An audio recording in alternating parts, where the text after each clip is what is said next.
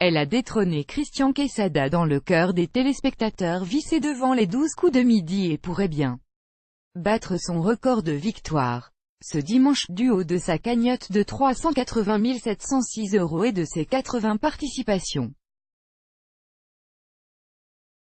Véronique s'est hissée au 3e rang du classement des grands champions de l'émission, juste derrière le beau Timothée.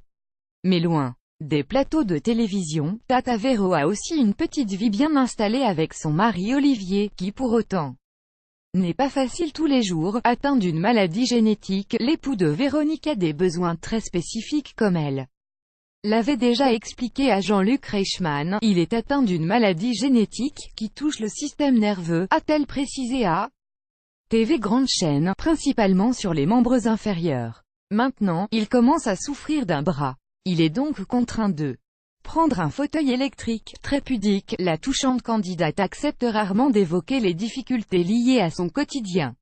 Et si elle le fait, c'est dans l'unique but de sensibiliser le public à propos du mal qui ronge son amour plus grand que les 12 coups de midi. La championne Véronique a déjà participé à une très célèbre émission, découvrez laquelle, si cela ne tenait qu'à moi, je ne dirais rien me concernant, a avoué Véronique au bord des larmes au magazine. Parfois, quand j'en suis trop gênée d'avoir dit quelque chose, je demande à ce que ça soit coupé au montage. En général, ça l'est. Tout ce qui concerne ma vie privée, ma rencontre avec Olivier, mon mari, je n'aime pas en parler. Si elle évolue devant les caméras, loin de son foyer pour poursuivre son aventure sur TF1, la maîtresse de midi a déjà prévu de dépenser une grande partie de sa cagnotte pour améliorer le confort de son mari.